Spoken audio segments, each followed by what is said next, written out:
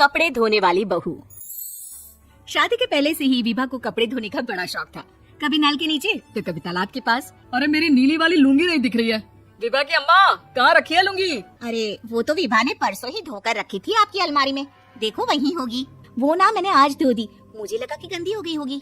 अरे कैसे गंदी हो गई थी, उसे तो मैंने पहना भी नहीं। हे भगवान, इस लड़की के कपड़े धोने की आदत से परेशान हो गया हूँ मैं।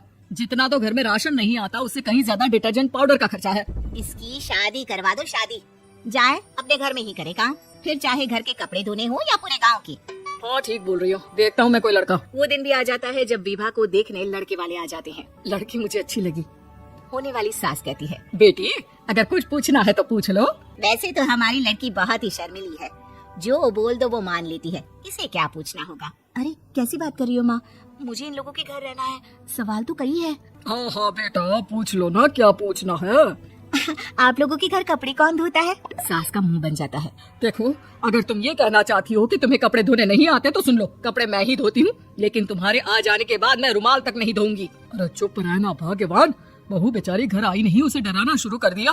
वो क्या है ना बिटिया, अभी तक तो ये कल्लू की माँ ही धोती थी, लेकिन अब तुम्हारे पापा तो दहेज में वॉशिंग मशीन देंगे ही। तभी विभा की माँ बोल पड़ती है, सवाल भी पूछा तो क्या। वैसे भाई साहब, मशीन की तो फिर भी कपड़े धोने की कैपेसिटी होती है, मतलब जो बिटिया दे रहे हैं ना विभा, इसे कपड़े धोने का बहुत शौक है। ये आप लोगों के क्या आस पड़ोस गांव मोहल्ले सबके कपड़े धो दे और उफ तक ना करे। बाहर देखा नहीं आपने कितने कपड़े सूख रहे हैं, सब हमारी बिटिया ने ही तो धोए हैं। बस भी करो ना माँ, शर्म आ रही है इतनी तारीफ सुनकर। और तो और एक दाग निकाल कर दिखाओ तो मान जाऊँ। हाँ अच्छा अच्छा, माफ करना बेटा, मैंने गलत समझा, हमें तो रिश्ता बहुत पसंद है। और ऐसे जुड़ जाता है रिश्ता कपड़े धोने का शौक रखने वाली विभा का। उसकी शादी हो जाती है कोयला फैक्ट्री में काम करने वाले कल्लू के साथ। शादी के बाद अचानक विभा चिल्लाती हुई सास के पास आती है, सासू माँ, अरे सासू माँ कहाँ है आप? ये तो धोखा है, धोखा दिया आप लोगों ने मुझे। इस ससुर के चक्कर के बारे में पता चल गया। अरे तो उसमें तुझे क्यों धोखा मिला है? अरे नल में पानी नहीं आता, कपड़े कैसे कब धुलेंगे? अच्छा अच्छा, तो पानी नहीं आ रहा उसकी बात कर रही है। तो आपने क्या सोचा? कुछ नहीं।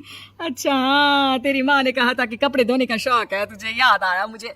शौक शौक बोलकर कपड़े धोने वाले मेरे जुनून को कम ना आके सासू माँ, कपड़ा धोना मेरा गुरूर है। तभी पति भी वहाँ आ जाता है। अभी अभी मैंने इसे सनी देओल की फिल्म दिखाई है, उसी के डायलॉग मार रही है माँ। अच्छा सुन, साफ साफ बता रही हूँ, पानी सुबह 4 से 6 और शाम को 10 से 12 आता है, समझी? विभा टाइमिंग सुनकर हैरान हो जाती है। ये क्या भूतों का मोहल्ला है? सुबह 4 बजे उठकर कौन कपड़े धोता है? 4 बजे टंकी में पानी जाता है, फिर सारा दिन धोना ना, किसने मना किया? अरे कैसी बात कर रही है? 200 लीटर की टंकी में कितने कपड़े धो लूंगी मैं? सुबह ही उठ जाऊंगी मैं। अब क्या था, विभा सुबह 4 से लेकर रात की 12 बजे तक कपड़े ही धोती रहती। एक रोज सास पड़ोस से निकलकर कहीं जा रही होती है कि साथ वाली कहती है, हाँ कल्लू की माँ, जरा ये बताओ कि 2 साड़ी है, 2 ब्लाउज और एक पेटीकोट और एक नाड़ी वाला लंबा कच्चा। हाँ तो? अरे तो क्या, कितना लोगी धुलाई ये बताओ। धोबन दिख रहे हैं हम क्या? हमारे पति सरकारी नौकरी से अभी अभी रिटायर हुए हैं और बेटा सुपरवाइजर है कोयला फैक्ट्री में। धोबन समझ रखा है हमें? हाय रे कल्लू की अम्मा, माफ कर दो, वो तो मोहल्ले में यही सब बता रहे थे कि तुमने बहू को कपड़ा धुलवाने के काम में लगा दिया है। सास को पड़ोसन की बात सुनकर गुस्सा आ जाता है। वो घर पहुंचती है जहाँ घर के बाहर ही इतने सारे कपड़े सूख रहे होते हैं जितने कि किसी धोबन के घर पर। अरे ओ कल्लू की दुल्हन, बाहर निकल।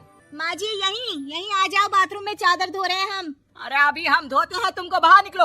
ये आस पड़ोस वाले बोल रहे हैं कि हम बहू से कपड़े धुलवा कर उसे कपड़ा धोने वाली बना दिए हैं। अरे छोड़ो ना माँ जी, किन लोगों की बातों में आती हो? आस पास के लोगों का तो काम ही होता है कि वो किसी तरह सास बहू को लड़ा दे। बहू सारे घर के कपड़े धोती है, ये क्या कम है?